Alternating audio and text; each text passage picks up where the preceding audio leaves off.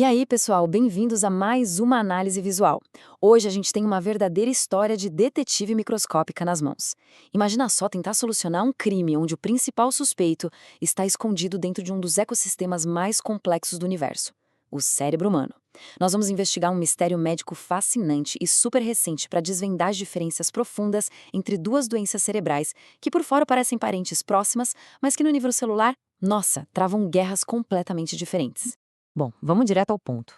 A grande questão que guia a nossa explicação de hoje é a seguinte: como é que duas condições que compartilham tantos sintomas podem destruir o cérebro de formas tão absurdamente distintas?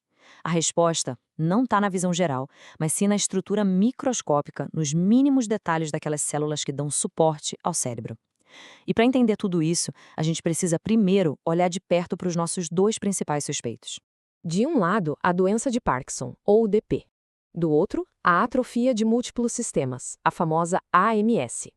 Ambas afetam o movimento, certo? E ambas são causadas pelo acúmulo de uma proteína tóxica chamada alfa-sinucleína. Mas as semelhanças param literalmente por aí. O Parkinson tem uma progressão relativamente mais lenta, e a tal proteína tóxica se junta principalmente dentro dos neurônios. Já a AMS é brutal. É muito mais rápida, muito mais devastadora, afetando até funções automáticas do corpo. E o mais bizarro, na AMS, a proteína não foca nos neurônios. Ela se acumula numa célula de suporte chamada oligodendrócito. Entrando na nossa primeira fase da investigação, o mapeamento das células do cérebro numa verdadeira perícia microscópica. A nossa investigação nos leva direto ao estriado, que é aquela área do cérebro vital para o controle dos movimentos e que é duramente atingida nessas doenças. Para investigar isso, os cientistas usaram uma ferramenta de alta tecnologia com um nome um pouco complicado: transcriptômica de núcleo único. Parece complexo, né? Mas, de forma simples, é quase como pegar os manuais de instrução, o RNA de cada célula individualmente e ler em tempo real para saber exatamente qual trabalho elas estão fazendo naquele exato milissegundo.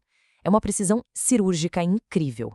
E olha o tamanho disso: 130.782. Para garantir que os dados fossem sólidos, os pesquisadores não analisaram só meia dúzia de células. Eles sequenciaram mais de 130 mil núcleos individuais de pacientes com Parkinson, com AMS e de um grupo controle saudável. É uma montanha colossal de dados.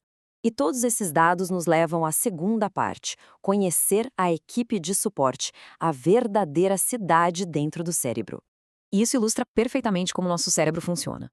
A gente pode pensar nele como uma metrópole super organizada. Temos os neurônios, que seriam cidadãos comuns enviando mensagens e gerando pensamentos, mas o foco de hoje é a equipe de suporte.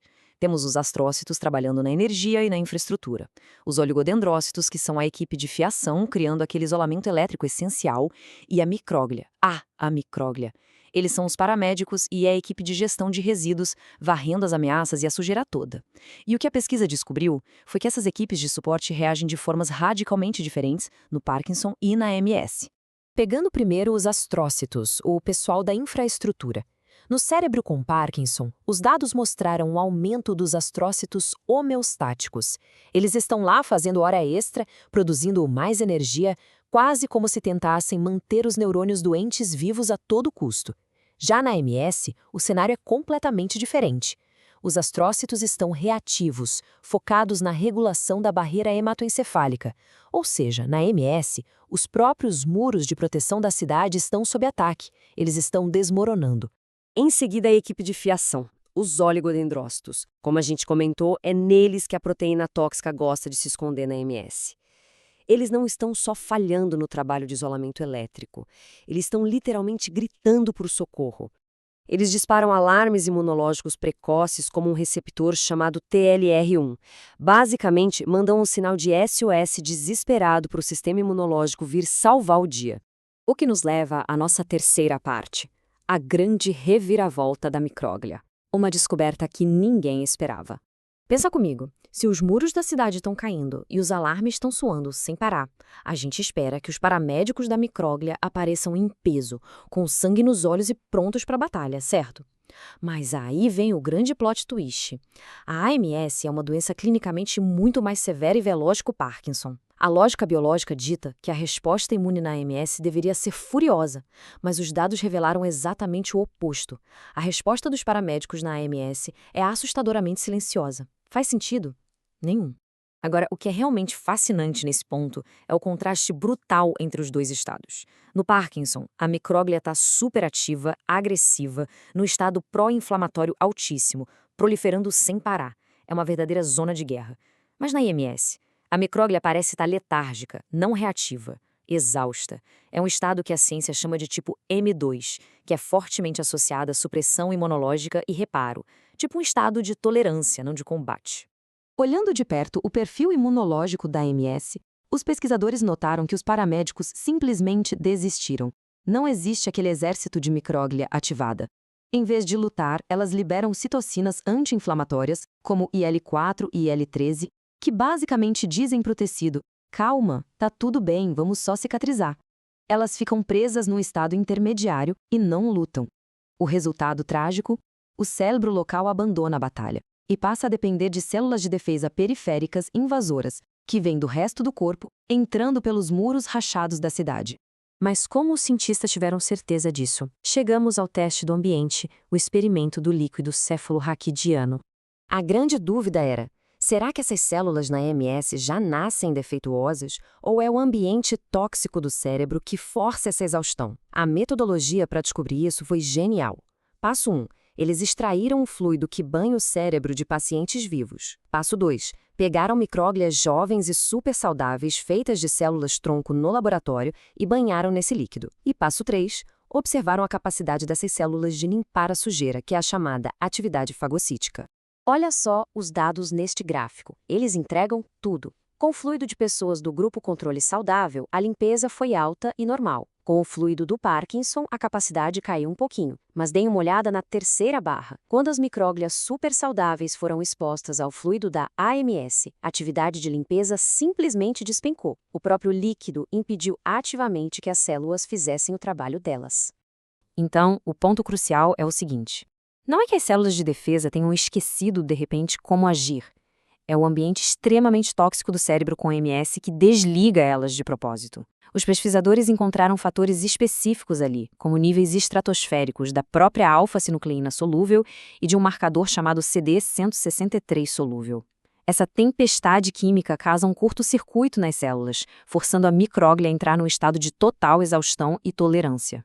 Caminhando para nossa conclusão, precisamos pensar a resposta imunológica e olhar para o que isso significa para o futuro. O que toda essa investigação nos mostra? Que não dá para tratar essas duas doenças do mesmo jeito.